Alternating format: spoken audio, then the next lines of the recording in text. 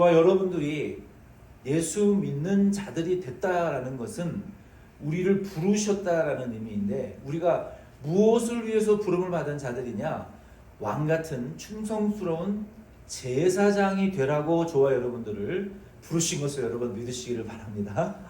우리는 이 교회 안에 내게 맡겨주신 옆에 앉아 계신 여러분 성도님들을 위한 제사장으로 부르셨고, 여러분의 가족들을 위한 제사장으로 저와 여러분들을 부르셨고, 여러분들의 이웃을 향한, 이 지역 사회를 향한 제사장으로 저와 여러분들을 부르셨다라는 이 막중하고 위대한 사명감을 가지시고 여러분 이민자의 삶을, 여러분 신앙생활을, 이 믿음의 여행길을 여러분 걸어가시기를 바랍니다. 저와 여러분들이 덴버시안 장로교회 안에서 이렇게 만나서 오늘 예배드리는 이유도 하나님께서 제사장으로 저와 여러분들을 세우셨고, 저와 여러분들을 통해서 누군가를 위해서 제사장의 역할을 해야 될 존재이기 때문에 예수 믿게 하셨다라는 것을 여러분 마음속에 꼭 새기시기를 바랍니다. 일종의 대표자들인 거예요. 대표자들. 저와 여러분. 그래서 먼저 27절로 28절 말씀을 이러한 마음에 우리가 이 파운데이션을 가지고 27절로 28절 말씀부터 좀 보겠습니다. 하나님의 사람이 엘리에게 와서 그에게 이르되 여호와의 말씀에 너희 조상의 집이 애굽에서 바로의 집에 속하였을 때에 내가 그들에게 나타나지 아니하였느냐? 이스라엘 모든 지파 중에서 내가 그를 택하여 내 제사장으로 삼아 그가 내 제단에 올라 분향하며 내 앞에서 에봇을 입게 하지 아니하였느냐? 이스라엘 자손이 드리는 모든 화제를 내가 내 조상의 집에 주지 아니하였느냐? 아멘.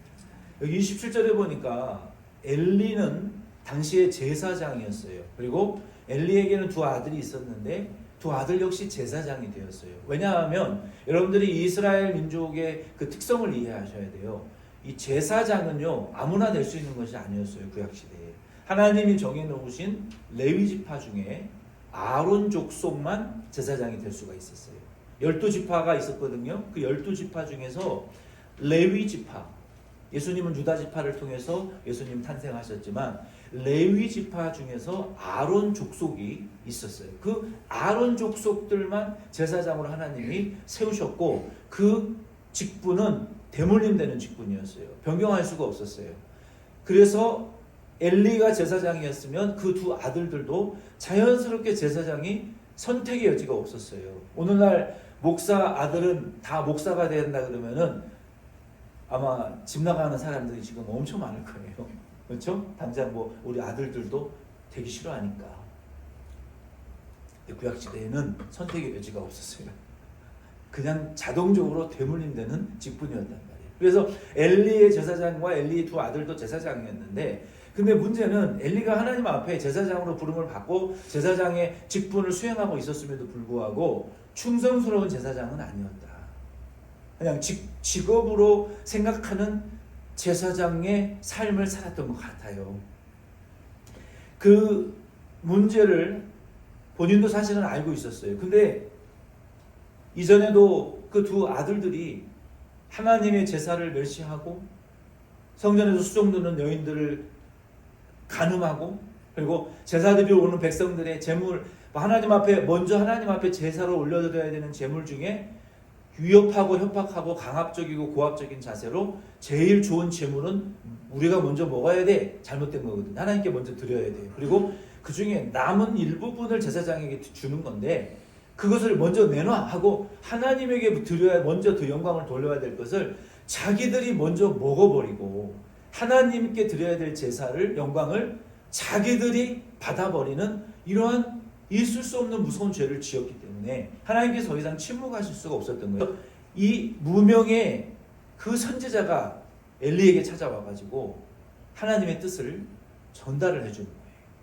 전달을 해주면서 그 내용이 무엇이었냐면은, 제사장으로 부름받은 자들의 사명이 얼마나 크고 위대하고 막중한 사명인 것을 그 선지자를 통해서 알려주시는 거예요. 오늘 이 말씀을 통해서 저와 여러분도 우리를 제사장으로 부르셨다고 하는데, 우리가 제사장으로 부름받았다라는 말의 의미를 모르고 예수를 믿는 경우가 되게 많아요. 제사장으로 우리를 부르셨다라고 했는데 그 제사장으로 부름받으신 그 부름받으심의 사명이 무엇인지를 우리가 잘 몰라요. 여기 27절로 28절 이제 말씀에 보면은 하나님께서 선지자를 통해서 엘리 제사장의 가문이 해야 될 일들이 무엇인지를 쭉 설명을 해주는 거예요. 그 내용을 보면 제사장이 무엇을 해야 되는 사람들인지를 알 수 있어요. 여기 보면 27절 28절 말씀의 내용에 보면은 하나님께서 너희들이 애굽에서 죄인 되었을 때에 노예 상태에 있을 때에 너희들에게 찾아오셔서 너희들에게 제사 구원하시고 12지파 중에 레위 지파에게 특별한 사명을 주시고 레위 지파 중에서도 아론 족속을 택하여 수많은 지파와 족속 중에 사람들을 택하여 하나님을 섬기는 제사장의 직분을 너희들에게 주었다. 이게 굉장히 특별하고 귀중한 사명인데 그리고 그 사명을 통해서 하나님에게 제사 드리는 제사장의 사역을 하라고 너희들에게 제사 드리는 일들과 제사장들만 입을 수 있는 그 에봇 제사장이 입는 특별한 옷이거든요. 그 에봇을 입혀서 제단에서 하나님을 섬기는 수종드는 그러한 섬기는 일꾼으로 너희들에게 특별한 사명과 직분을 주셨는데 너는 그 하나님의 직분과 제사보다 너의 아들들을 더 귀중히 여겨서 하나님의 제사를 망치고 하나님의 이름을 짓밟았다. 그것이 잘못됐다라고 지적하는 거예요. 하나님께서 이 말씀을 통해서 저와 여러분들에게도 우리도 제사장으로 부름을 받은 자들입니다. 그러면 언제 우리에게 제사장 직분을 주셨냐면 이스라엘 백성들이 죄인일 때에 찾아오셔서 제사장의 직분을 맡기신 것처럼 저와 여러분에게도 우리가 죄인일 때 우리에게 직분을 맡겨주셨다라는 것을 저와 여러분들은 기억하셔야 돼요. 하나님께서 애굽의 노예로 잡혀있던 이스라엘 백성들에게 나타나셔서 그들을 구원하신 이후에 하나님이 율법을 모세를 통해서 주실 때에 출애굽기 19장 9절로 6절 말씀에 보면은 하나님 이런 말씀을 하십니다. 레위 지파만 제사장 지파로 특별히 택했지만 이스라엘 민족 자체가 제사장 나라로 부르신 것이다 라고 말씀하고 있어요. 그러니까 레위 지파에게만 주신 사명이 아니라 하나님의 백성 이스라엘 백성 전체에게 주신 직분이라는 것을 우리가 아셔야 돼요. 출애굽기 19장 6절 말씀에 보면은 너희가 내게 대하여 제사장 나라가 되며 거룩한 백성이 되리라. 너는 이 말을 이스라엘 자손에게 전할지니라 라고 말씀하셨어요. 하나님께서 이스라엘 백성을 부르신 것은 레위 지파뿐만 아니라 이스라엘 민족 전체를 제사장으로 부르셨다라는 것을 알 수가 있어요. 그러면 구약의 제사장의 직분은 어떤 일을 했을까요? 제사장들은 어떤 일을 했습니까? 성경에 보면은 시간이 짧으니까 간략해서 좀 이야기를 하면은 제사장의 주된 사역은 다윗의 때에 굉장히 체계화됐어요. 그러니까 다윗이 시스템을 만들었어요. 제사장을 당번을 세웠는데 24반을 만들었어요. 그러니까 24그룹을 만들었어요. 두 사람씩 짝을 지어서 아마 12지파에 둘씩 해서 24명의 24반을 만들었어요. 그래서 두 사람이 둘씩 이 24명의 이 24반의 그 제사장들이 일주일씩 성전을 섬겼어요. 일주일간 섬기고 그리고 안식일 저녁에 다음 순번이 제사장들이 들어와서 교대했어요. 교대. 그래서 24그룹이 있었는데 그 24그룹 중에 사독 가문에서 16그룹이 나왔어요. 굉장히 많이 나온 거죠. 그리고 이다말의 가문에서는 8그룹의 제사장이 나왔어요. 그래서 이 24반의 제사장들이 일주일씩 성전에 들어가서 제사 드리는 일과 모든 제반 사역을 일주일 동안 당번으로 섬기는 사역을 했습니다. 그 내용을 제가 좀 간략하게 좀 말씀을 드리려고 해요. 그 제사장들이 하는 일은 무엇이었냐면은 첫째는 제사에 관련된 모든 일이었어요. 오늘날로 치면 예배겠죠. 제사와 제물과 제사법에 대하여 하나님이 레위기에 정해주신 그 5대 제사와 관련된 모든 제사와 제물과 제사 드리는 그 법과 제단과 그 뜰과 바깥들과 안뜰과 성소와 지성소, 성막, 그리고 성전에 그 있는 물두멍, 큰 짐승을 잡아서 씻는 노수로 만든 큰 물두멍, 그리고 그 옆에 있는 제단, 또 옆에 제사장들의 골방들이 쭉 있었어요. 머무는 숙소들이 있었고 부엌도 있었고, 그리고 그것들을 관리하고 그들 또 하나님 앞에 제사 드릴 수 있도록 성도들을 안내하고, 일로 오십시오. 이렇게 제물을 잡아서 드리십시오. 이렇게 피를 뿌리고 가죽을 벗기고 똥은 제단 밖에서 불태워 버리고 하나님 앞에 불로 태워서 먼저 드리고, 남은 부분은 저 넓적다리 일부분은 제사장의 몫이니까 제사장에게 드리고, 또 레위인들에게도 드리고, 이러한 구체적인 제사법에 관련된, 제사에 관련된, 그리고 제단을 관리하는 모든 일을 제사장이 했어요. 그 일의 당번을 감당했던 자들이에요. 이것이 제사장의 가장 주된 사역 중에 한 가지였어요. 그리고 또 두 번째는 하나님의 율법을, 제사를 통한 하나님의 그 속죄의 율법을, 그리고 문둥병자들을 거룩하다 속되다, 또 간음한 여자들이 거룩하다 속되다, 또 임산부가 거룩하다 속되다, 병든 자가 거룩하다 속죄다, 부정한 자와 부정하지 않은 자와 정결례법과 규례법들을, 율법을, 거룩을 가리키는, 거룩과 부정을 가리키는 그 티칭, 제자, 오늘날로 치면 제자 양육이죠. 그 가르치는 사역을 제사장들이 했단 말이에요. 이게 율법을 가르치고 적용하는 이러한 사역을 제사장들이 주되게 했습니다. 그리고 하나님의 뜻을 분별하여 묻고 응답받고 전달해주고, 절기를 선포하고 전쟁을 선포할 때 제사장의 나팔 소리에 따라 절기가 진행되고 전쟁의 진영들이 움직이는, 나팔 소리에 따라 이스라엘 백성 군대들이 움직이는, 나팔을 길게 불거나 뚜뚜뚜뚜 짧아서 불거나, 한번 큰 양각 나팔을 불거나, 이러한 종류별로 나팔의 종류를 가지고 백성들에게 하나님의 뜻과 전진 후퇴 이러한 것들을, 하나님의 뜻을 가르쳐주는 역할을 제사장들이 했단 말이에요. 굉장히 중요한 일들을 했죠. 그리고 이러한 일들을 했어요, 제사장들이. 그리고 제사장의 재산과 기업의 목록 1호 보물은 무엇이었습니까? 여러분들의 1호의 보물은 누굽니까? 집에서 제일 소중한 1호 보물이 뭐예요?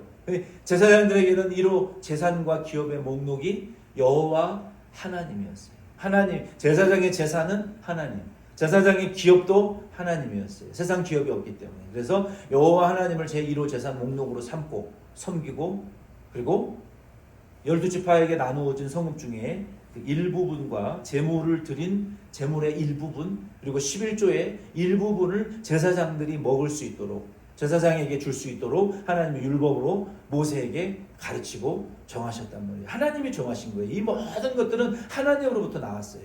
그래서 그러한 일들을 제사장들이 했단 말이에요. 오늘 이 말씀을 통해서 저와 여러분도 예수 그리스도를 통하여 우리가 죄인 되었을 때에, 그렇잖아요, 우리가 소위 세상에서 돈 많고 잘 나가면 친구도 많아요. 돈 떨어지고 거지 되면 친구도 없어요.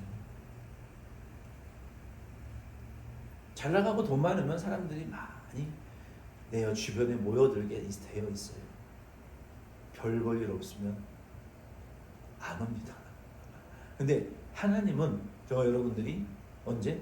죄인 되었을 때, 우리가 죄인 되었을 때 하나님이 우리를 찾아오셔서 우리에게 예수를 알게 하시고, 우리에게 믿을 때 성령 주시고, 너는 내 아들이다, 영원한 하나님의 나라의 소유를 주시고, 우리에게 인치시고 보증하시고 영원히 우리를 떠나지 아니하시고, 그것뿐인가요? 우리는 날마다 주님을 배반하지만 주님의 우리를 향한 사랑은 한 번도 배반한 적이 없는, 영원하고 신실하시고 정말로 변치 않는 그 사랑으로 우리를 부르셔서, 베드로전서 2장 9절 말씀에 보면은 그러나 너희는 택하신 족속이요 왕같은 제사장들이요 거룩한 나라요 그의 소유가 된 백성이니 이는 너희를 어두운 데서 불러내어 그의 기이한 빛에 들어가게 하신 이 아름다운 덕을 선포하게, 광고하게, 전도하게 하려 하심이라 라고 말씀하셨어요.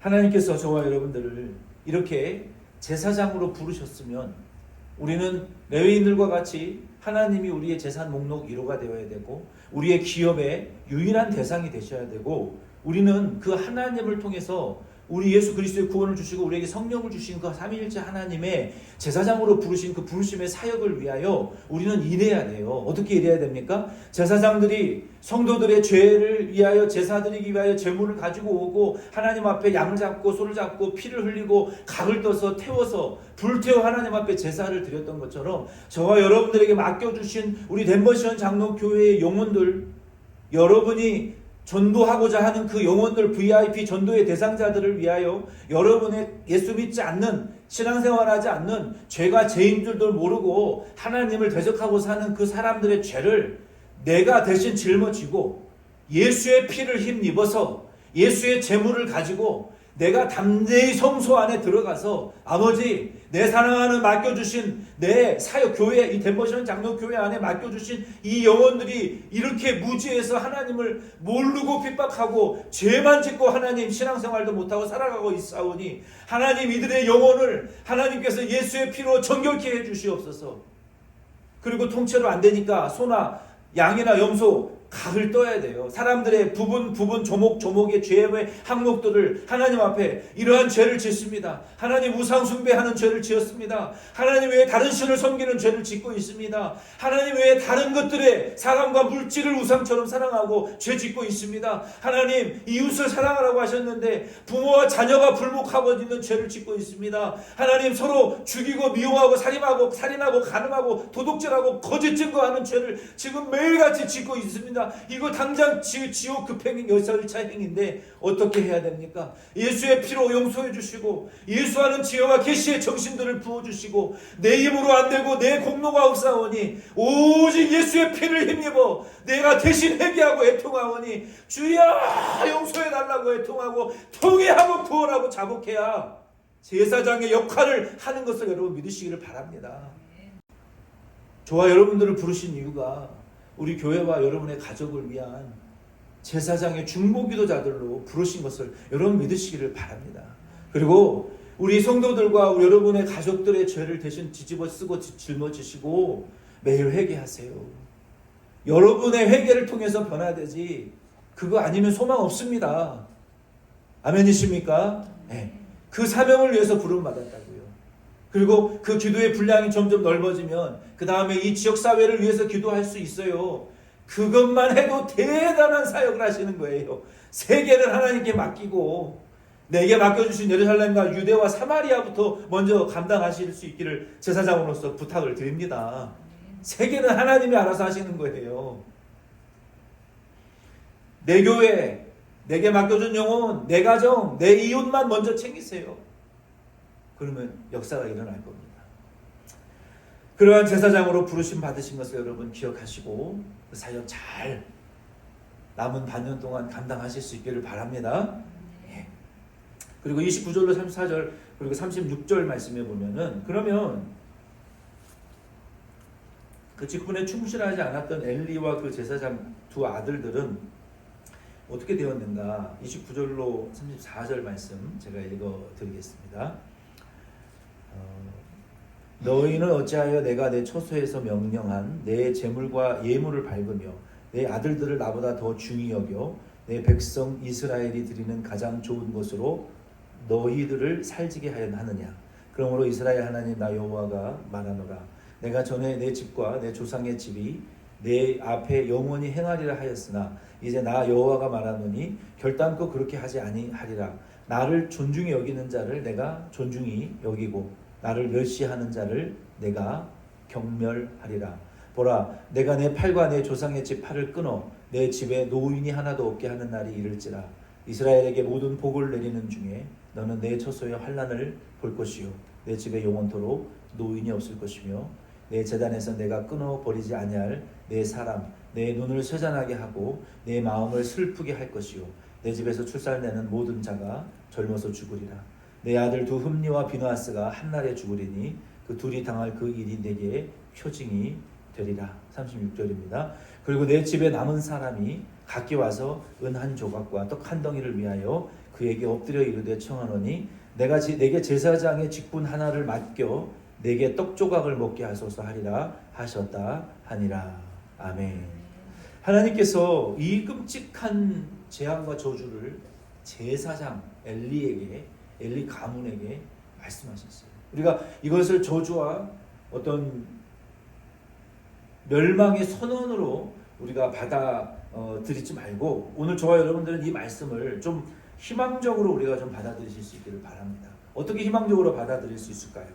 이렇게 받아들일 수 있어요. 하나님이 우리에게 제사장의 직분을 주셨잖아요. 근데 충실하게 감당하지 않으면 그 직분이 다른 사람에게 넘어간다. 다른 나라에 넘어간다. 다른 예수 잘 믿는 사람들에게 넘겨진다라는 것을 아셔야 돼요.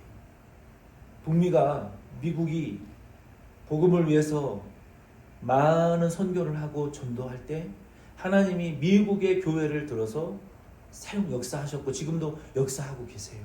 근데 그 미국 교회가 좀 약해지니까 여러분 지나다니면서 보세요. 그 좋은 교회, 대형 교회 주중에 주차장에 차 한 대도 없어요. 보세요. 대형 교회 주차장에 차가 있나? 주중에 교회 주차장에 차가 한 대도 없다니까요. 새벽 예배 오면서 보세요. 주차장에 차가 있나? 단 한 대도 없어요.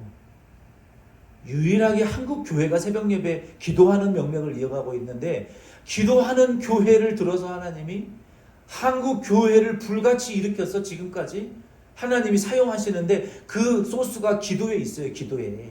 성령에 있고 제사장의 사명 감당하는 교회에 있다고요. 그거 안 하기 시작하면서 그러면 하나님 제발 좀 해달라. 하나님 매달리지 않는 것 같아요. 나 하기 싫어? 오케이. 한국 교회를 일으키셔. 그 가난한 세계 최대 필리핀보다도 1970년대에 가난했던 나라. 세계 지금 8등 최근 분석에 의하면 혹은 13등 경제적으로는 대국이 되었단 말이에요. 그걸 통해서 미국 선교사 파송 선교사 이 큰 나라가 하는 일과 대등한 정도의 선교사를 파송하는 나라가 그리고 그 선교사들에게 지금도 말할 수 없는 선교 헌금을 지원하는 그 일을 지금 누가 하고 있느냐? 한국이 하고 있다는 것을 여러분 자부심을 느끼시길 바랍니다. 세계 유일한 선교국입니다. 우리가 이러한 거시적인 안목에서 볼 때 와 하나님께서 한국을 지금 쓰고 계시는구나. 근데요 한국 교회도 정신 차리지 않으면 다른 사람한테 주십니다. 그거 뺏긴다고요. 충실한 직분을 감당하지 않는 자는 직분을 빼앗깁니다.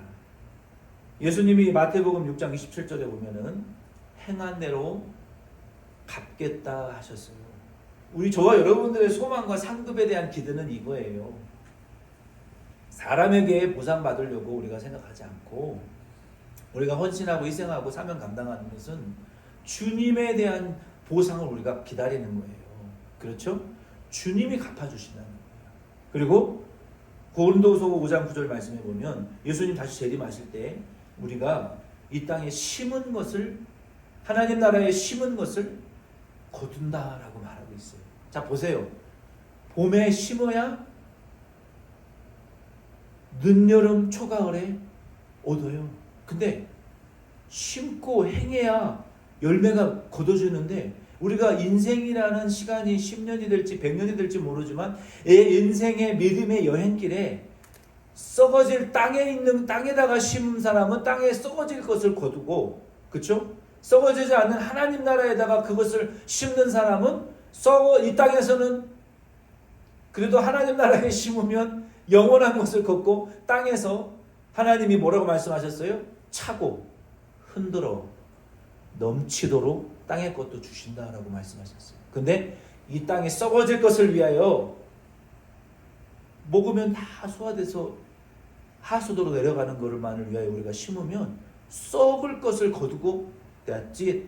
영원한 것은 안 심었으니까 영원한 것은 못 받는 게 당연한 거 아닙니까? 그러나 하나님의 나라를 위하여 영원한 것을 위하여 심으면 영생을 얻고 이 땅에서 차고 흔들어 넘치도록 100배 이상 하나님 주시겠다고 약속하셨어요. 그게 하나님의 약속이란 말이에요. 그래서 우리가 예수님 다시 오실 때 보시는 거예요. 아이고 행위록에 너 이렇게 행했구나. 이렇게 행했으니 약속대로 받아라. 이렇게 심었구나. 약속대로 보상해 주실 거예요. 천국에서. 근데 하나님 이렇게 행위록을 보실 때 너는 땅에서 썩을 것만을 위해서 지구에다가 열심히 심었네. 지구에서 열심히 보상받았는데 이쪽 면에는 텅텅 비어있어. 하나님 나라를 위해서는, 교회를 위해서는, 주의 복음 전도하는 일을 위해서는, 성도들을 위해서는 이쪽 페이지는 하나도 없네. 백지네. 너 여기 받을 것이 없구나. 그렇게 된다는 거예요. 심은 것이 없으니 받을 것이 없는 거예요. 이 땅에서. 제사장의 직분을 우리에게 주셨다면 그 영적인 것이거든요. 그 영원한 하나님 나라에 심어야 될 거예요. 하나님에게 심어야 되는 거예요.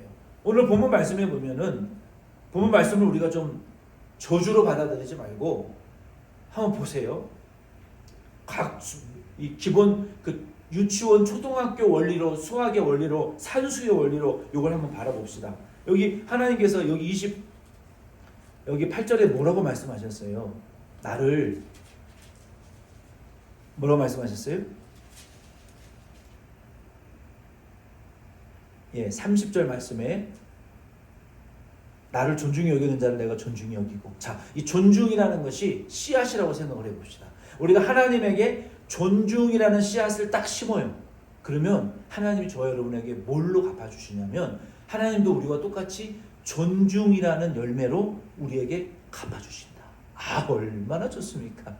근데 하나님에게요, 멸시라는 씨앗을 딱 심잖아요. 그럼 하나님 어떻게 하실까? 우리를 경멸하신다 그랬어요. 경멸이라는 원어의 의미를 보면은 하찮게 여긴다라는 의미가 있더라고요. 보세요. 하나님이 저와 여러분들을 하찮게 여기는 것처럼 느끼십니까? 그 이유는 우리가 하나님을 하찮게 여기는 씨를 심었기 때문에 그래요. 하나님이 내 기도를 안 들어주시는 것 같아요? 하나님이 말씀하실 때 내가 은혜를 못 받았기 때문에 안 들어주시는 거예요. 하나님이 우리에게 주의 종과 성경을 통해서 가르칠 때 듣지 않았기 때문에 하나님도 우리 다급할 때 기도 안 들어주시는 거예요. 그게 하찮게 여기는 거예요. 우리를. 왜 그렇게 됩니까? 내가 하나님에게 존중이라는 씨앗을 심었으면 존중이라는 열매를 받을 텐데, 하나님을 존중히 여기지 않는 경멸의 씨앗을 심었기 때문에 하나님이 우리를 멸시하시는 거예요. 다른 이유 없어요. 산수적인 원리예요. 아멘이십니까? 하나님께 존중이 여김 받고 싶으면 하나님에게 존중이라는 씨앗을 심으세요. 그의 말씀을 들으시고 순종하세요. 청종하세요. 그래야 존중의 여김을 받을 거 아닙니까? 수학, 유치원, 산수 문제도 이해할 수 있는 수준이라니까요. 하나님 왜 내 기도를 응답하지 않고 나를 안 도와주시느냐? 내가 하나님에게 존중의 씨앗, 순종의 씨앗, 청종의 씨앗을 안 심었기 때문에 듣지 않으시는 거예요. 우리를 하찮게 여기시는 거예요. 다른 이유 없어요. 그리고 하나님께서 놀라운 말씀을 하십니다. 31절로 36절 말씀은요. 자, 보세요. 이 말을 듣고 얼마 있다가 사울은 길보아 전쟁에서 두 아들과 함께 비참하게 죽임을 당하고 자살합니다. 그 이후에 일어날 일들을 하나님이 엘리에게 말을 하는 거예요. 그러면 엘리와 두 아들은 흠니와 비느하스는 이미 죽어버린 이후의 일들인데 듣지도 알지도 예상하지도 못하는 일들을 왜 여기 말씀하시냐는 거예요. 왜? 누구 들으라고 말씀하시는 거예요? 바로 이 성경을 읽을 독자들에게, 저와 여러분에게 말씀하시는 거예요. 아멘이십니까? 엘리와 두 아들은 이미 죽은 이후의 일을 여기 굳이 하나님이 말씀하시는 이유는 이 성경을 읽는 그리스도인들에게 지금 말씀하시는 거예요. 여호와의 주신 제사장의 직분을 경멸히 여기고 멸시의 씨앗을 심은 자의 결과가 어떻게 되느냐를 우리에게 보여주시는 거예요. 어떻게 된다고요? 31절로 34절 말씀에 됐어요. 그리고 36절 말씀에 보면 엘리의 가문은 거의 다 죽고 소수의 남은 자들이, 제사장의 그 직분을 물려받는 자들이 다윗에게 와가지고 제발 제사장 직분을 한 개만 달라고, 국어라는 신세가 될 것이다 라고 라고 말했어요. 여러분, 이 말씀을 들으면서 딱 생각나는 예수님의 비유가 뭡니까? 한 달란트 받은 자, 그 달란트 받은 자의 비유, 그 말씀을 통해서 이 달란트 받은 자가요, 언제 땅을 치고 이를 갈며 후회하는 줄 아십니까? 달란트 갖고 있을 때는 몰랐어요. 근데 달란트 뺏기고 집 밖에 쫓겨나고 문 닫힌 거 보고 이를 갈며 울었더라 라고 성경은 말하고 있어요. 저 여러분도 지금 받은 직분의 소중함, 은혜의 소중함 지금은 잘 몰라요. 한번 뺏겨봐야 알아요. 뺏기고 쫓겨나 봐야 그게 귀중한 줄 알지. 그러나 절대로 때늦은 후회하는 한 달란트 같은 인생을 사시는 저와 여러분 되지 않기를 간절히 소망합니다. 아멘. 비참한 인생인 거예요. 비참한. 뺏겨보고 쫓겨나 봐야 귀중한 걸 알기 전에, 에? 우리도 집 나가면 고생이란 말 있죠.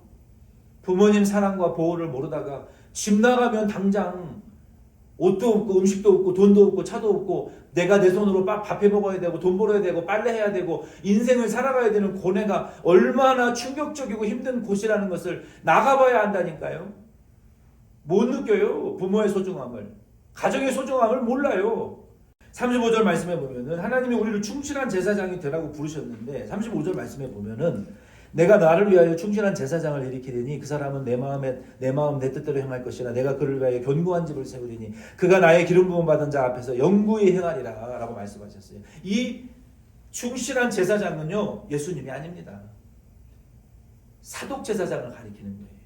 35절 말미에 뭐라고 말씀하셨어요? 그가 사독 제사장이 나의 기름 부음 받은 자 예수 그리스도 앞에서 행하리라고 말씀하셨잖아요.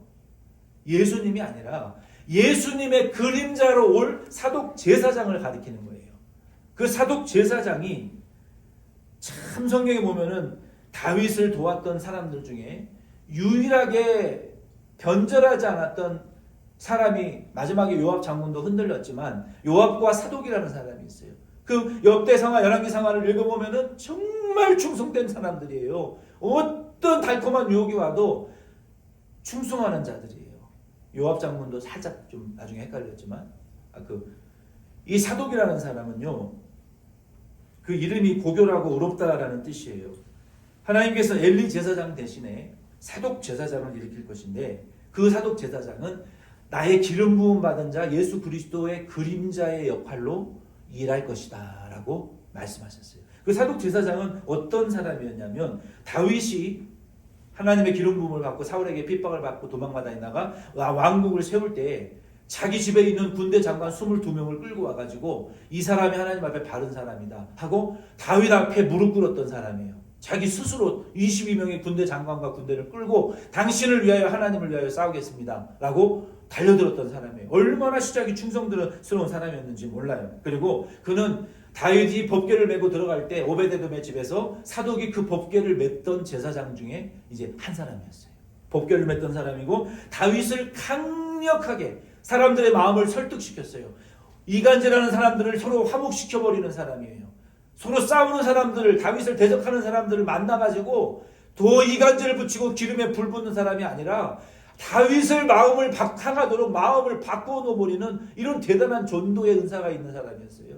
이렇게 충성된 사람이었단 말이에요. 그리고 반역이 일어났을 때에도 사독만 유일하게 다른 제사장과 달리 솔로몬을 섬겼고 솔로몬을 제사장이 되어서 솔로몬을 왕으로 기름을 부은 사람이 이 사독 제사장입니다. 그리고 솔로몬 이후에 제사장들이 우상 숭배하고 타락할 때에도 사독 제사장은 하나님 앞에 변절하지 아니하고 끝까지 하나님에게 제사 지내는 제사장의 직분을 수행했던 유일무이한 사람이었어요. 그게 바로 예수님을 그림자적으로 보여주는 사독 제사장을 엘리의 가문 대신에 내가 세울 것이다. 여러분 하나님의 일을 위하여서는요 언제든지 누군가를 일으켜서 사용하시는 하나님이에요. 나 없으면 안 될 것 같잖아요. 아닙니다. 나 하나 사라져도 하나님은 당신의 일을 충분히 능력 있게 일꾼을 일으켜서 하시는 분입니다. 그러니까 기회가 주어지고 직분이 주어졌을 때 쓰임 받는 그때 세게 쓰임 받으세요. 아멘. 직분 빼앗기지.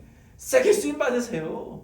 세게 쓰임 받으세요. 그래서 이와 같이 사독은 이렇게 쓰임을 받았어요. 그리고 에스겔 44장 15절 말씀에 보면은 에스겔의 환상 중에도 사독 자손들의 제사장들이 얼마나 충실하게 하나님 앞에 제사장 일을 하는지가 환상 중에도 나타났어요. 이렇게 사독 자손과 사독 자손은 충성했기 때문에 에스겔 40장 46절 또 45장 15절 말씀에 보면 이스라엘 족속이 그릇 행하여 나를 떠날 때에 사독의 자손 레위 사람 제사장들은 내 성소의 직분을 지켰은즉 그들은 내게 가까이 나와 수종을 들되 내 앞에 서서 기름과 피를 내게 드릴지라 주 여호와의 말씀이니라 라고 말씀하셨어요. 여러분, 세상 사람들 흔들리고 주님 떠나시더라도 저와 여러분들은 이 사독 제사장과 같이 하나님의 몸된 예수의 피를 흘려 세우신 이 교회를 보존하시는 것이 예수의 피의 가치를, 예수의 그 기름의 가치를 높여드리고 하나님의 복음과 이 교회를 사수하기 위하여 예수의 피와 기름을 흘려드리고 보호하는 것이 제사장으로서의 사명 감당하는 것을. 그리고 여기 하나님이 인정하시잖아요. 다른 사람들 다 치우쳤지만 사독만은 변절하지 않았다. 내가 그의 자손을 축복하겠다고 하나님 약속하시잖아요. 이 사독 제사장과 같은 제사장 사명 감당하시는 거, 그거 하나님 다 보고 계신다는 거예요. 그러므로 우리는 충성스러운 제사장의 사명이 우리 교회와 우리의 가족들을 위하여, 이웃을 위하여 내가 제사장으로 부름을 받은 자들인 것을 여러분 확실히 하시고 깨달으시고, 이 제사장의 이 사명의 막중함을 깨달으시고 신실하고 충성된 사독과 같은 제사장의 사명, 엘리와 홈리와 비느하사 같은 그런 불성실한 자가 되지 말고 하나님을 존중하는 존중의 씨앗과 성실의 씨앗으로 제사장 사명 잘 감당하시고, 그리고 하나님으로부터 우리의 인생과 우리의 천국의 내세에서 존중의 보상을 충분히 받으실 수 있는 저와 여러분 될 수 있기를 예수 이름으로 부탁드립니다. 자리에 일어서셔서 축도로 예배 마치겠습니다.